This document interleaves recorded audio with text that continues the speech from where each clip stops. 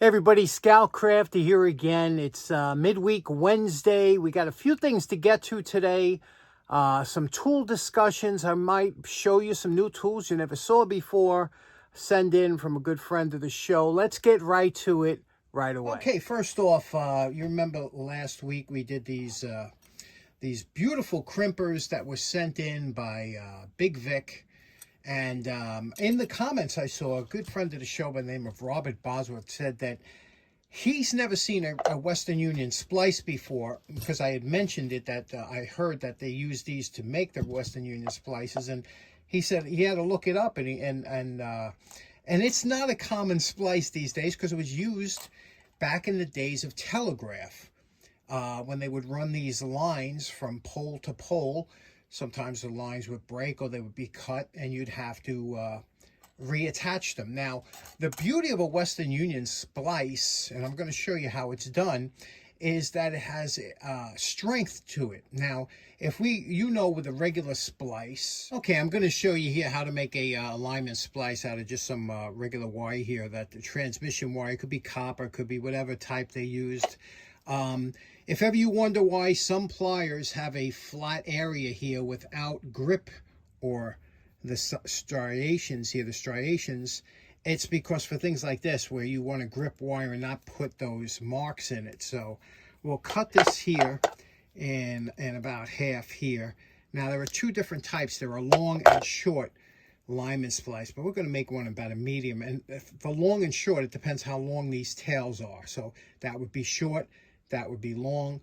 We're going to go about medium here. The first thing you do is you put your two wires here into an X, and you twist them together like this. And you want to do this pretty tightly. Okay, you're going to do about 3 wraps or so like this around here. Okay, once you have these wrapped up like this, now here's where you're going to use your pliers again. You're going to grip here with the pliers, and you're going to wrap this around.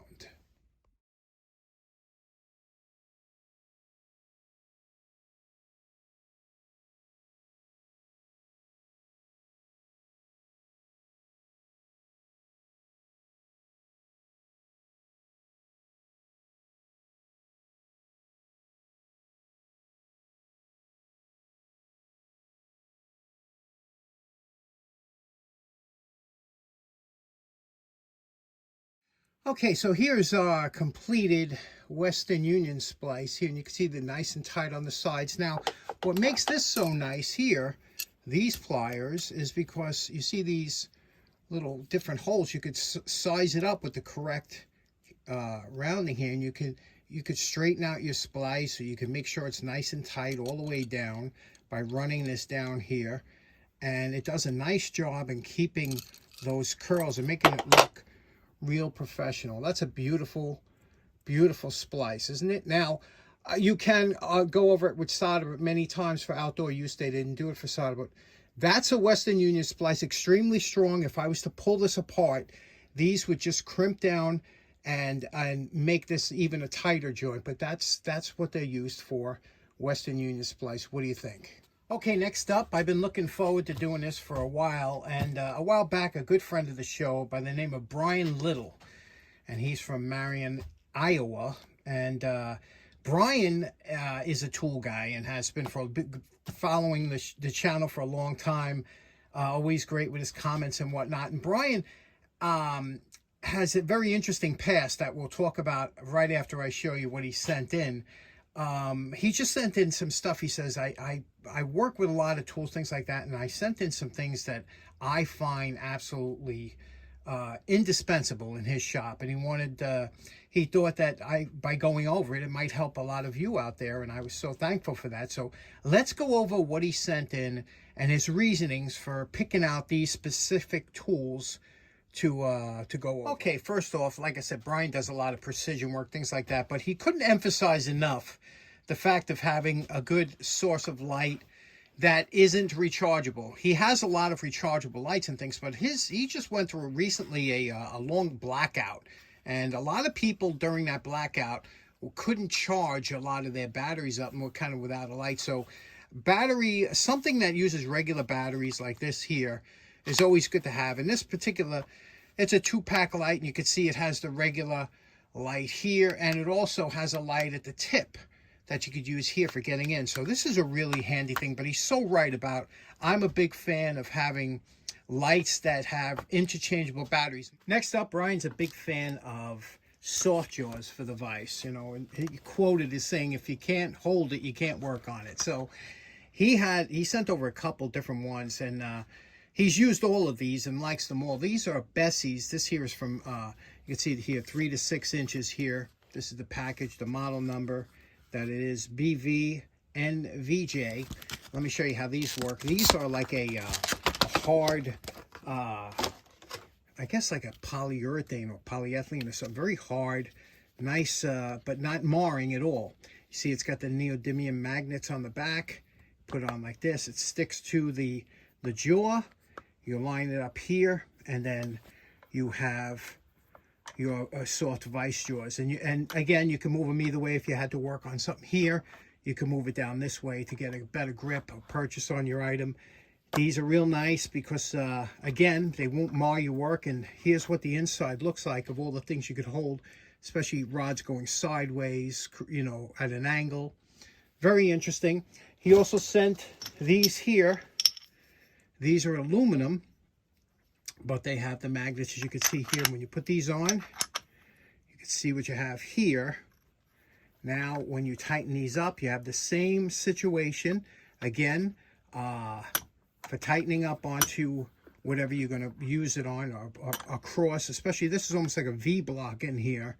Very good for holding that type of round stock, things like that. And lastly, good old-fashioned rubber jaws. Now, the rubber jaws here, as you know, that's about 90% of the stuff that you're going to use for tightening or holding something that you don't want to mar up. So these are real nice. And again, it's tight enough that it holds it, but not tight enough that you have to struggle getting them off. Aluminum. So there we go with these. And I don't know where he got these from, but this is the model numbers that they are on those. Next up, Brian sent over a couple packages of pipe cleaners, and these are really, a lot of people don't have these in your mental bag of tricks, so you don't think about them, but these really do come in handy. First of all, it's cotton. This is 100% cotton that's spun around wire. Now, you could use it in different ways for cleaning. You could fold them up like this and make, for thicker things, for getting into holes. You can use them for applying paint or stains or things into areas you can't usually get to. Clean it. There's a thousand things you could use them for. And, they're bendable. That's the thing. So it can get into areas that you wouldn't. So these come in really handy. And I tell you the truth, I haven't used them in years, but it's something that you should consider in your shop. Next up, when you're doing a project or sometimes fixing a project, you have a cable coming out of a box. You have to have some kind of relief or strain relief. There's all different types. They call these glands, okay? And they've been really inexpensive coming out of Asia, and they're absolutely garbage, okay? I don't know what kind of plastic they're using, but they don't hold up. I've had a couple of them. I bought a dozen years ago. They've all like broken, just snapped off for no reason. There's not a lot of stress. I made this out of Delrin, but they're horrible. Okay, so I guess Brian already knew that, and he sent me a couple bags of these, which is going to come in real handy because I have a few projects coming up. What these are metal glands, and this is what you need to use because I don't know what kind of plastic they're using. It's just horrible. But how you would use this is you drill your hole, your 1/2-inch hole, okay?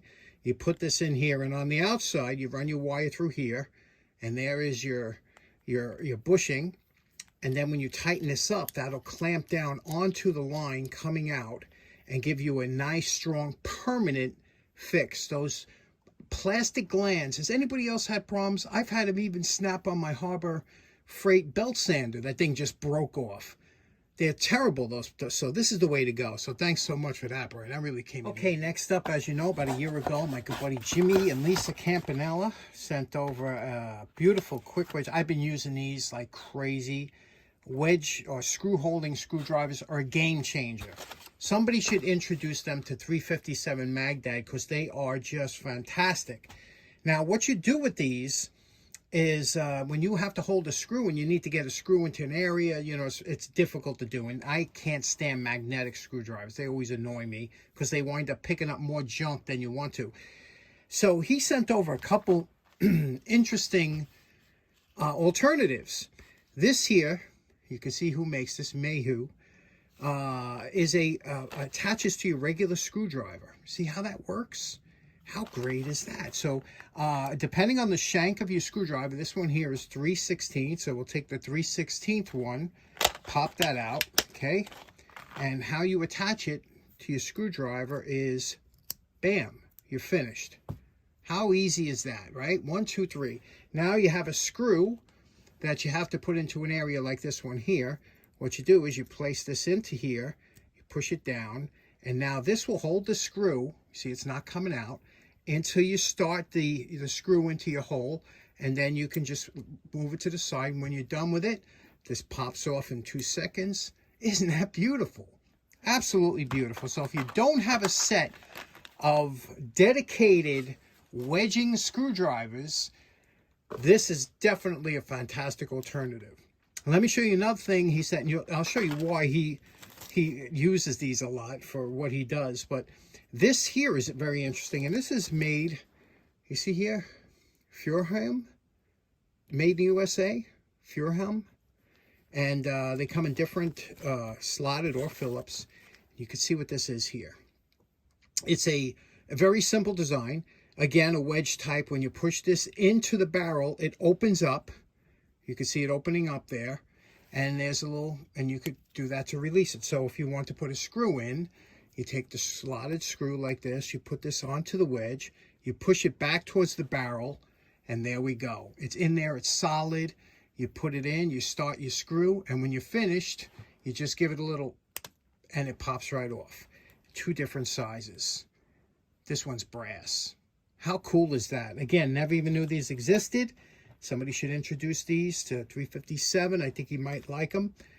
Pretty interesting, huh? Okay, last up, Brian sent in this beautiful DeWalt utility knife. As you know, I do have a couple utility knives. Now, the ones I use down in the shop, for the most part, I usually use this type of utility knife, and meaning a solid utility knife that's non-retractable. Okay, I just like it in the shop because I kind of beat on them down here. But upstairs, for opening my packages and all kinds of stuff upstairs, and let me tell you, one thing that kills me when I see people using their regular everyday carry knife. You know, they have nice pocket knives and they're using it to cut open boxes and tape and this and that. Nothing dulls a blade quicker than cardboard. And I'll tell you, if you're going to invest in any specialty tool, a box cutter or utility knife is the way to go. If you're not familiar with a box cutter, this is what a box cutter looks like. And when I used to work in a supermarket years ago, this was the first thing you were issued because you had to open up boxes. But how this works, it's very simple. It's only 2 pieces here. And you pull this out like this, and that's where the regular single edge razor blade goes, you see? So you put that in here like this, and then you place this into the holder here. Now, some of them had a safety, some of them that they can only go in one way, like go in as far as this, well, it won't come out until you flipped it around. But many of the old ones were just like this, and when this is the way you carried it in your pocket, and when you want to use it, you just push this forward, and it showed the corner of the blade. These things are great for opening boxes. That's why they were so popular. There used to be giveaways years ago with a lot of these. This one here, box cutter, way to go. But if you don't have one, a utility knife. Any utility knife for cutting open your cardboard boxes, your plastic packages, whatever. Because inherently, the boxes and the tape will leave residue on your knife blade, your everyday carry. So it's always a pain. Just, you know, get one of these for doing that. But of the 2 knives that I have that I use upstairs all the time, and I must have 50 utility knives, these are the 2 I use. The Milwaukee Fastback, very popular, very good. And when they call it a Fastback, it's because it has a, you know, obviously it opens up almost like a switchblade when you push this button. It locks easy. It's a good, very good knife. Very good in the hand, very comfortable. When it's closed, it's got the string cutter here that you could cut string with. I never use that, but that's a feature. And this is very good in the hand. So that one, but this one here is without a doubt probably the heaviest. This is such a great knife, you know. Lennox makes a good one too. But this DeWalt, here's the model number here. DWHT 146. Okay, you see that number? You see that down there? That's it. And this is made in the USA with global materials. We don't know what that means. A lot of times what that means is they made in the USA. It might come in two halves from overseas and they put it together. Who knows? But anyway, you can see how this works, and very comfortable in the hand. Opens up just like this. Very, very, very positive click. Very smooth. To get access to your blades, you push this little down here and the top pops off. You see? Like this. And you get in here and it holds 5 blades. You can see in there the blades. Okay? Very nice. Really well made. And here's the best part. To change out the blades. Now here's that string thing I was telling you. When you want to cut a piece of string, you could cut it out without extending the blade. But check out how quickly this blade changes in and out. Now to change the blade, all you have to do is make sure you have your all the way forward, extended all the way forward. Then this little button here, you push in, and that's it. That's how quickly. To put the new blade in, you start it like this, push the button till it's seated all the way, and Bob's your uncle. I mean, this is one of the quickest change blades I've ever seen. So, and that's an important thing if you're gonna, you know, change out. If you're doing work, you don't want a dull blade. And that's another thing that Brian said he found out about these blades here. You see this brand, Persona utility, heavy duty utility blades. It says made in Mexico, but these are supposed to be really good blades because he found out about this from his friend who's a carpet installer. Now, if anybody knows about good blades, it's guys that do drywall and guys that do carpet, because they really are hard on their blades. So they buy the, you know, he buys this, his friend, he says he got these, I think, at Home Depot. So Persona, if you come across these 100 utility blades. So what do you think about that? Now, the profession that I was talking about that Brian was involved in, back in the day when he was going to college, he used to fix typewriters for a bunch of years. And he used to fix and service typewriters. And I used to find that so interesting because I said, you know, typewriters so intricate. And I have a few. I'm not a collector. I might have a half a dozen. But I always loved the antique. Who doesn't? What kind of maniac doesn't love an antique typewriter? Let's check my one here out that I have sitting by the furnace. Now, this particular typewriter, L.C. Smith & Brothers, has been in my family for many years. Don't ask me where it came from. I don't know, but it's always been sitting by the furnace. I saved it from the trash like 3 times. I think it was thrown out like 3 times, and I took it back and hid it. I used to do that all the time. Every time somebody in my family went to throw something out, I'd take it out and hide it. And then they'd find it in the back of the closets years later, and they'd say, I thought I drew this thing out. And they throw it out again. I have to find a new spot to hide it. Look at that. Number 4. Look at how beautiful they made these things. First of all, can we take a second to appreciate those beautiful keys? And, you know, they try and reproduce the look, you know, because there's a big fad for retro-looking stuff, but it doesn't have the same quality. All this stuff was made, I mean, first of all, look at the pinstriping, even on the spools, the ribbon spools. And, you know, everything was, I know I could probably get this back in service. Again, I'm not a full restoration, but definitely trying to get this to operate again. Because look here, even though it's been sitting by the furnace for years, it's still, how can that be? How can this thing still operate as it does, untouched, for 40 years or something? Let me show you the back of it. Okay, here's the back of the machine. I bet you Brian's laughing right now, right? Look at this here. You see it says protected by U.S. and foreign patents. Look at the pinstriping on the back of the machine. Who does that? Who does that? I mean, this is when things were made to last for a lifetime, you know?